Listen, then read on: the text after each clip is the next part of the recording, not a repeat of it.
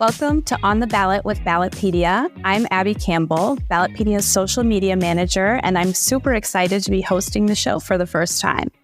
As I'm looking at social media, both for work and in my free time, I'm seeing a lot of young voters looking for places to find good voter information. So we wanted to dedicate an episode to those young voters and talk about how we can engage better with them. There's literally no better staff member to speak with than Ballotpedia's founder and CEO, Leslie Graves. Leslie founded Ballotpedia in 2006 and has since led the organization's growth from a small group of dedicated volunteers writing on ballot measures into what is now America's most trusted source of unbiased information on politics, election, and policy. Leslie, thank you so much for joining me. It's quite an honor to be taping our 100th episode and to have you as our guest. Well, thanks for having me here. Yeah, I'm just absolutely thrilled. So we can go ahead and just jump right into it. I want to start with talking about how young voters can stay informed about key issues and candidates, especially when there's such an abundance of information available. Sure. I want to go back to when I was quite a bit younger, when it was time for me to cast my first vote. Yeah. And there were a few people in my world, my grandmother, and also some of my teachers who would express the thought, you must vote, it's your civic duty. And if you don't vote, you can't complain. So that was all the advice that we got. And probably some of you have heard that. So I thought, okay, well, that's apparently something you're supposed to do to be an adult member of this society. So I will go do that. And I formed an opinion about the presidential candidates, and I prepared to go vote. And I walked into the voting booth, and I was pretty stunned to discover that there were many other contests on that ballot. And I thought, well, nobody told me about this.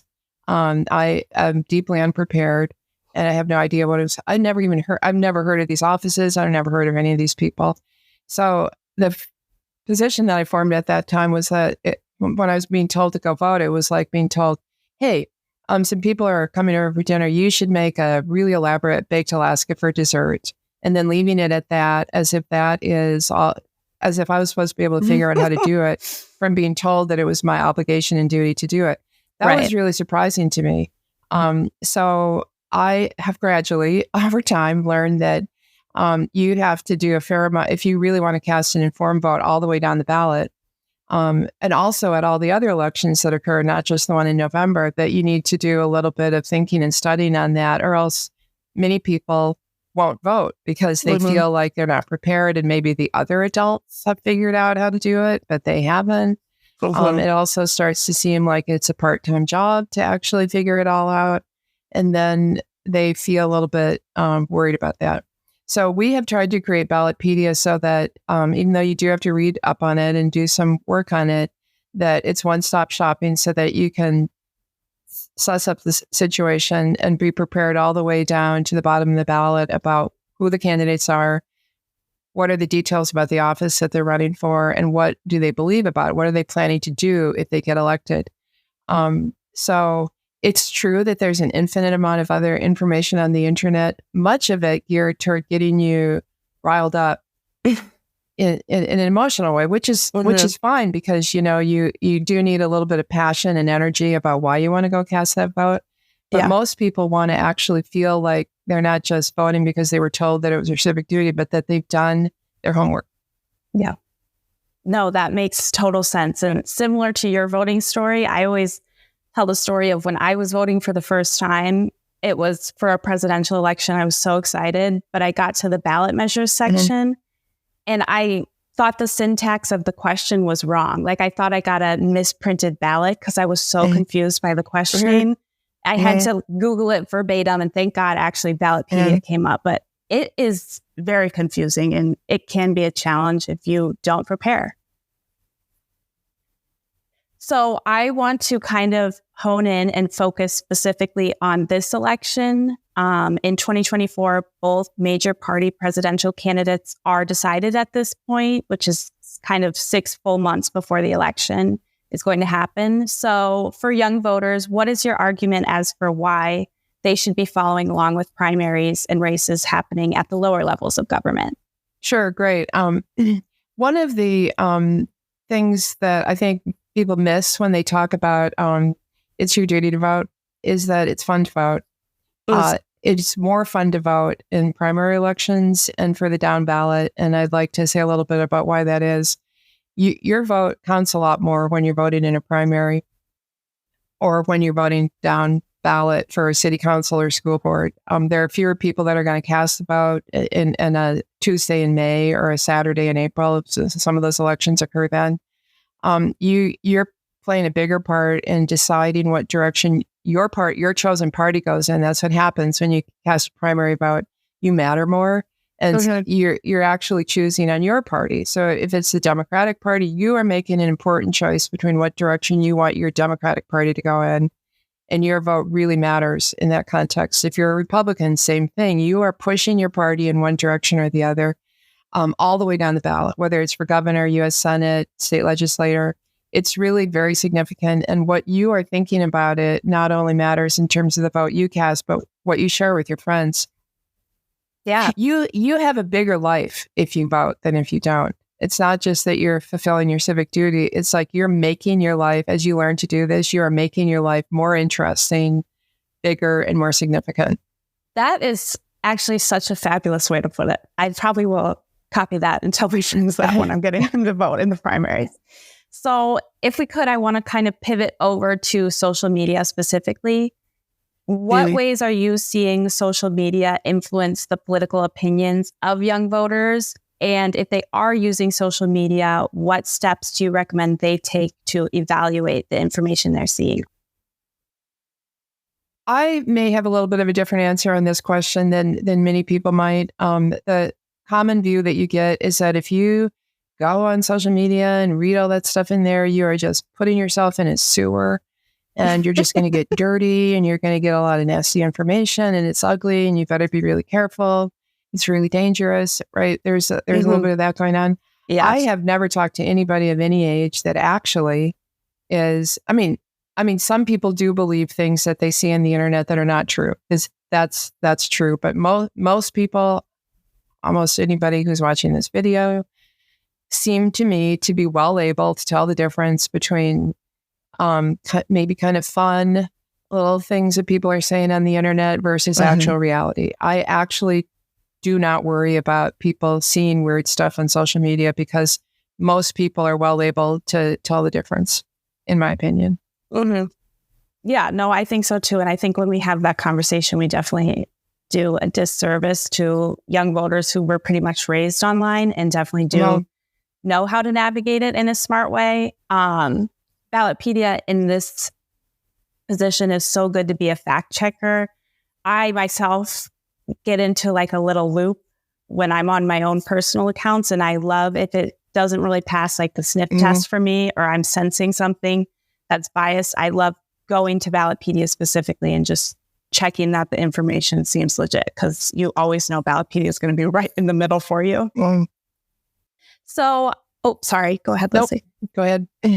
So I want to give like the younger kids a shout out, the kids that are in high school. Some of them are even Ballotpedia fellows that care so much about civics and voting, but can't quite vote yet. How would you recommend that they stay engaged before they can officially cast their ballot? Sure, great. Thanks for pointing out that we have fellows and interns who are not yet of voting age, who are preparing themselves to kind of learn this ecosystem so that the first time they vote, you know, that scene in the first Star Wars movie where Luke Skywalker walks into the bar and it has all the aliens in it.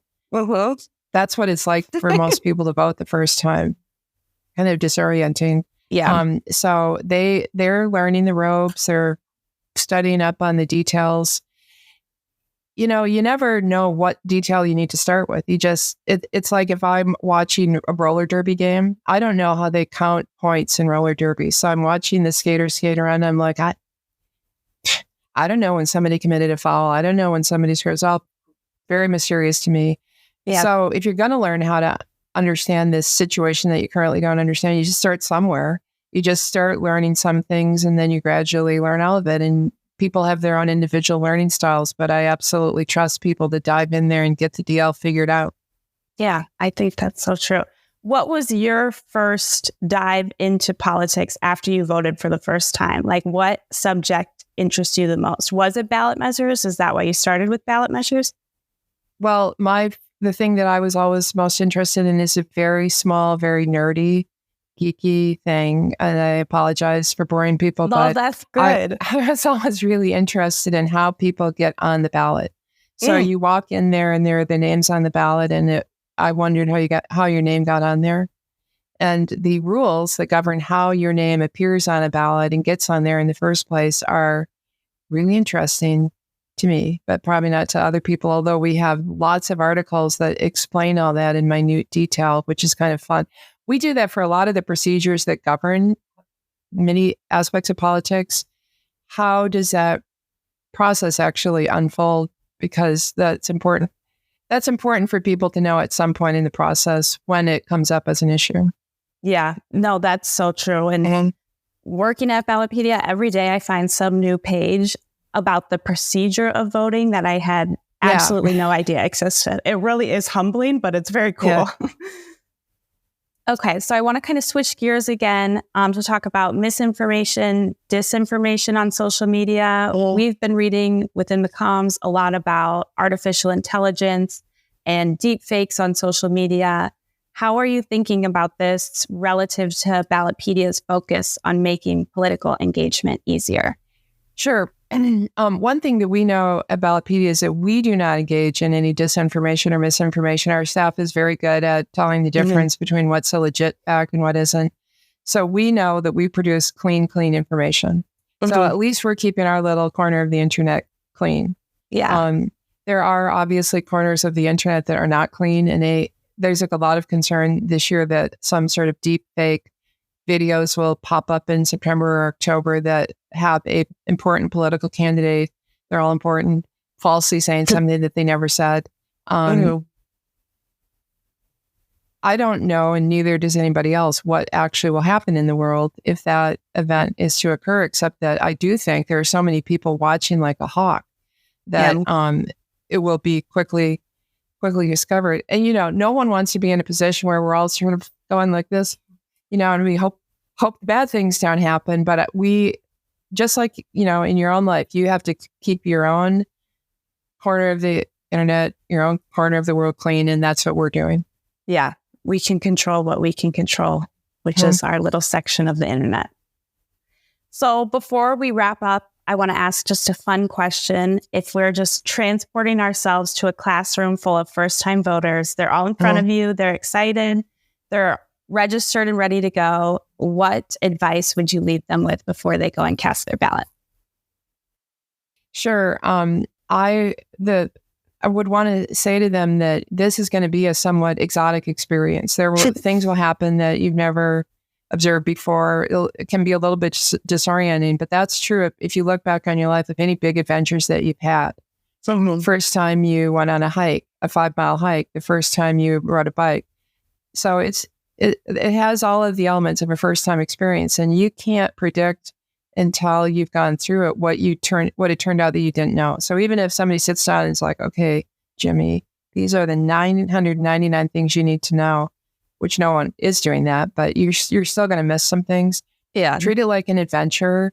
So if you set out on January 1st and you have your list of big adventures you want to have that year, it should be on your list. You treat it as an adventure that's going to make your life bigger. That's fabulous. Leslie, you talk about voting in such a whimsical way. I really, really like it. So, it has elements of, you are playing a game in a sense. Yeah. It is true that people in the political universe, the candidates and all that, in a sense, are trying to pull the wool over your eyes. And make you think that they're the best ever, and they're shading the truth a little bit. I think this is surprising to discover that some of that is always going on in the political universe. So it's a game, and your game is, how can I wind my way through this video game without getting killed? Which means, how can I, get through this without dying on the way? And that's the game you're playing. I think that's kind of fun. I also think a lot of people can learn how to play the game well. Yeah, that is such a good metaphor and such a good way to end this podcast. Leslie, thank you so much. I know that you're really busy, so I appreciate you taking the time to speak with me. And this was such a career highlight for me. So thank you so much. Okay, well, thank you so much, Abby. It was wonderful to talk with you. And I hope people get out there and have the adventure. Yes, I love that. And for our listeners, you can learn more about our election coverage at the link in our show notes. And we'll be back next week with another episode. Make sure you subscribe to On the Ballot wherever you listen to podcasts. I'm Abby Campbell, and thank you so much for listening.